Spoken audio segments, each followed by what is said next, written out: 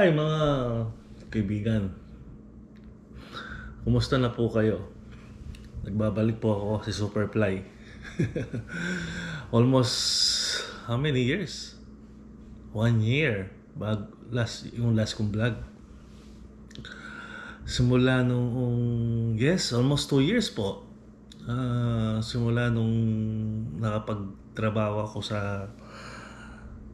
at last day ako dun sa restaurant na ano ko. Maraming nangyari mga kababayan. Maraming nangyari ng 2 years na yun. Na-busy tayo after kong mag-quit dun sa restaurant na pinagtrabahuhan ko. Nakapagtrabaho tayo dun sa parang mga calibration ng mga tools. Umabot din ako ng 1 year and a half dun sa kaya busy dun sa trabaho na yun. Natuto tayong mag-calibrate ng mga tools sa oil and gas, tapos nag-ibang career ng food service. Tapos yun nga, nakapasok tayo doon almost 1 year and a half, 1 year and 6 months. Tapos nag-decide tayong umalis doon kasi hindi stable yung hanap buhay. Kumbaga, ang daming nangyayari. Basta ang daming nangyayari habang hindi ako nakakapag-vlog. Yun nga, pumasok nga sa namin pamilya kasi napapanood ko lagi sa mga pinapanood kong mga foreigner na nag-i-stay sa Pilipinas. Pinipili nilang mag-retired sa Pilipinas. Yung parang na sila na nabe-burn out sila sa araw-araw nilang gawain. 12 hours trabaho, bahay, ilang oras lang tulog, tapos trabaho na naman. Especially sa US and Canada. Napanood ko nga dito sa Canada, napapanood ko nga sa Canada rin. Ang daming nagre-retire for good sa Pilipinas. Kasi nga, as my experience at sa mga napapanood ko rin na mga vlog ng mga sinasabi nilang expat, US and Canada, lalo na yung mga nag-aasawang Pilipina, kumbaga mas pinipili na nilang mag-stay sa Pilipinas. Yung pag-burn out ng buhay na-experience namin, lalo na sa paycheck to paycheck, ang buhay dito sa US tsaka Canada. Parang simula nung pandemic na, doon na naging uso na yung naghahanap na sila ng ibang bansa para mag-stable nga. Pati yung mga Pilipino nagsisibalikan sa bansa nila, nagre-retired. Ngayon, kuminsan pumapasok sa isip namin. Kaya lang, kung babalik ka sa Pilipinas, dapat mayroon kang basic necessity. Bahay or business man lang. Kahit na maliit na business. Ako, kuminsan sinasabi ko sa sarili ko, kahit na lupain. Alam niyo po kasi, parang napag-isip-isip ko nung nasa Pilipinas. Actually, nung maliit ako, nagtatanim ako ng mga talong kung saan bakante na lupa. Wala kaming lupang malaki sa Pilipinas, sa probinsya sa Pampanga.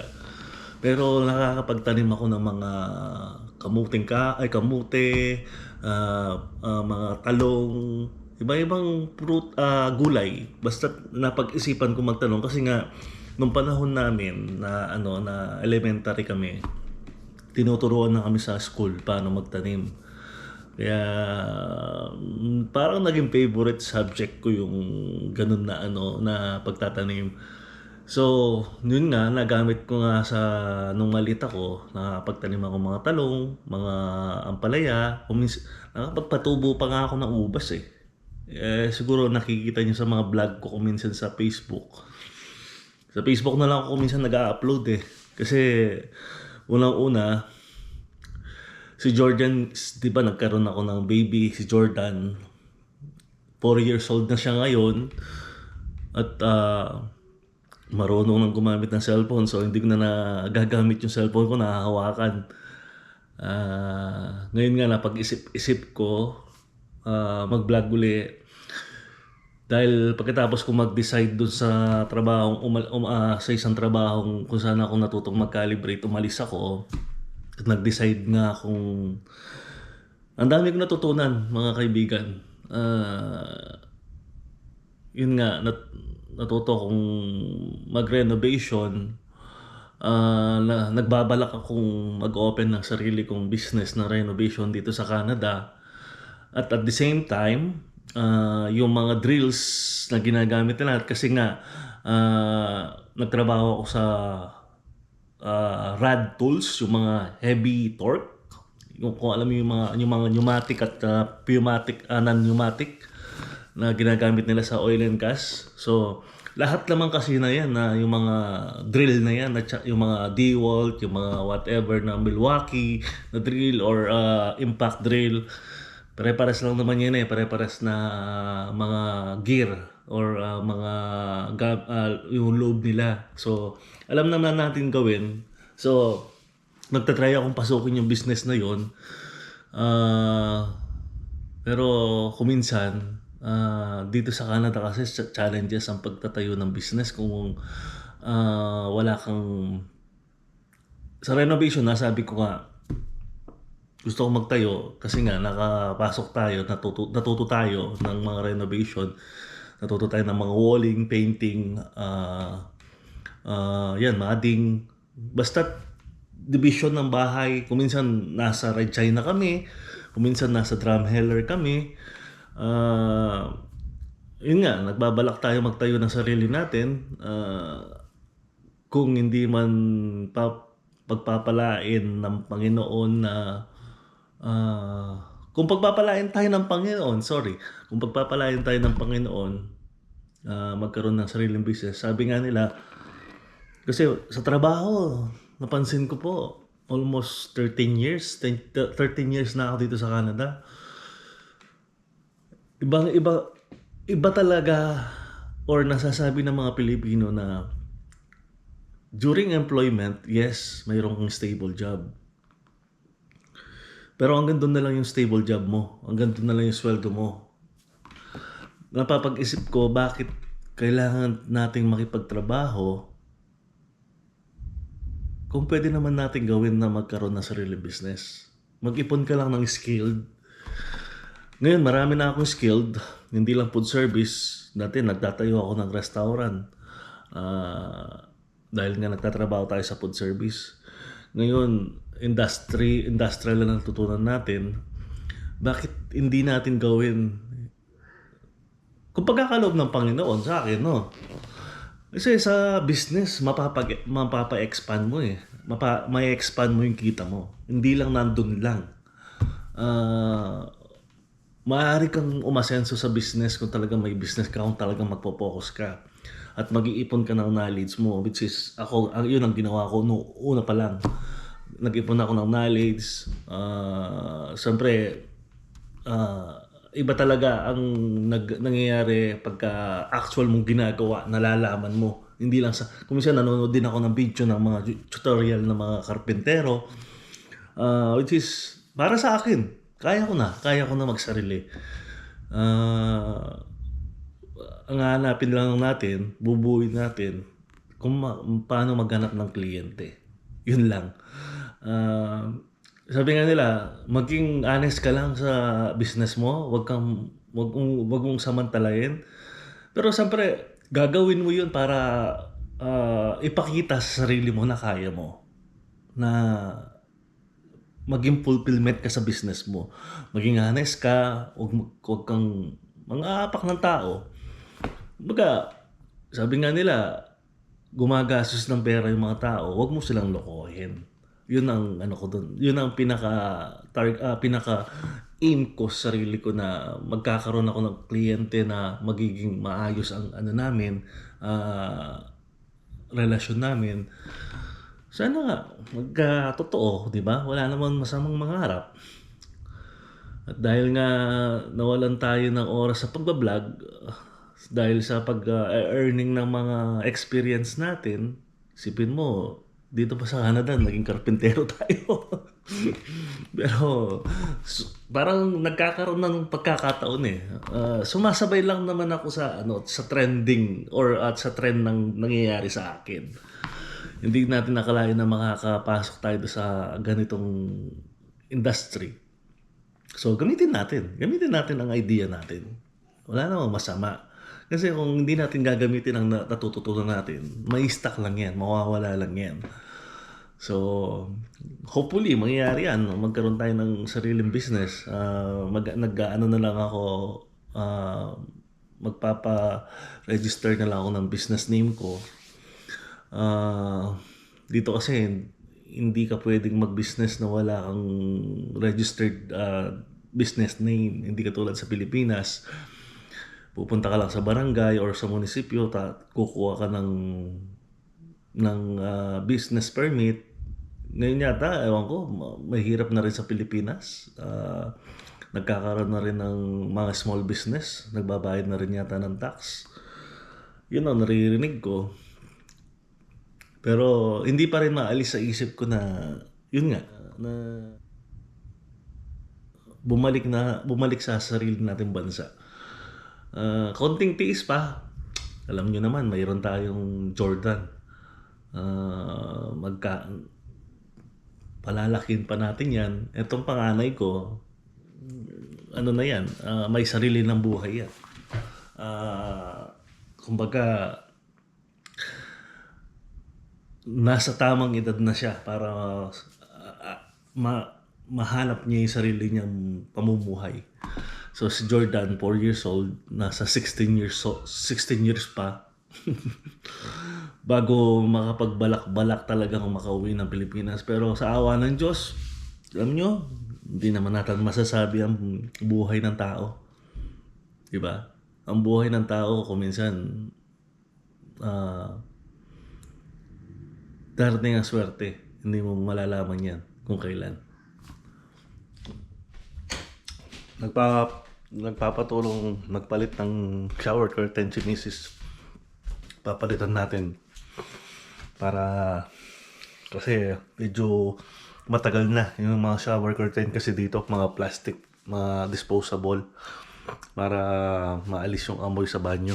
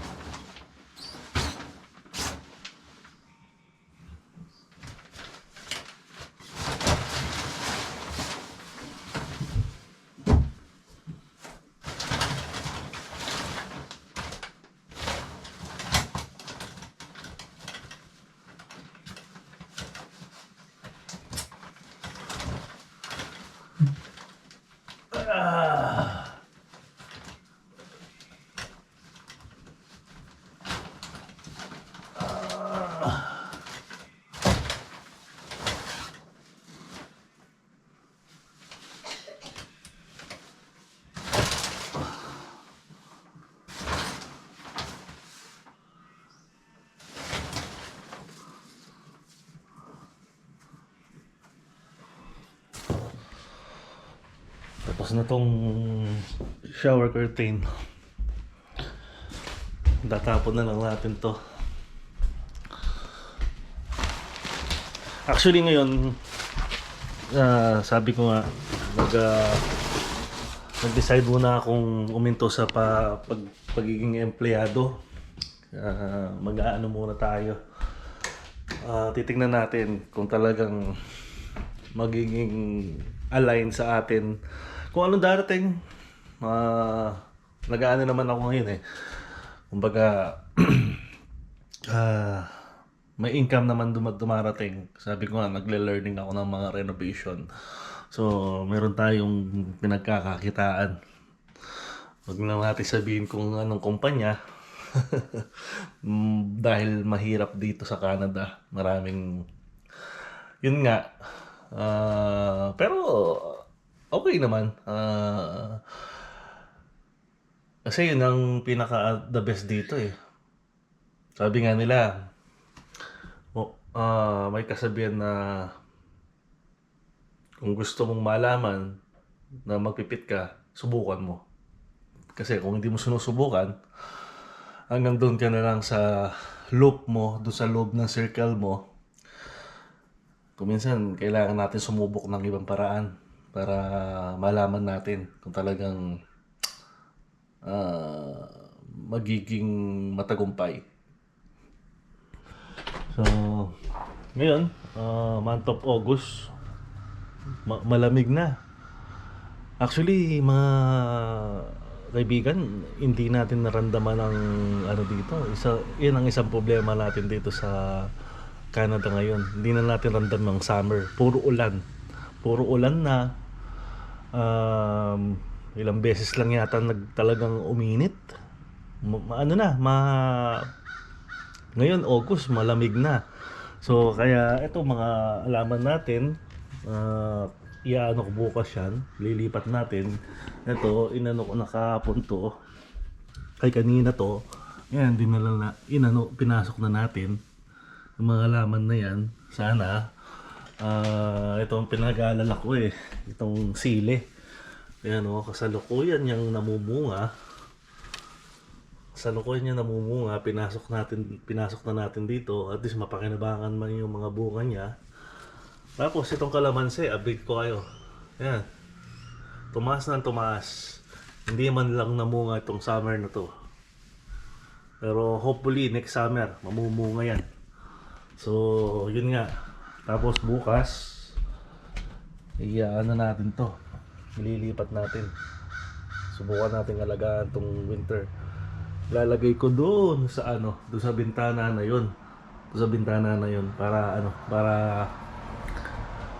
at least man lang meron tayong design pagka winter. Subukan natin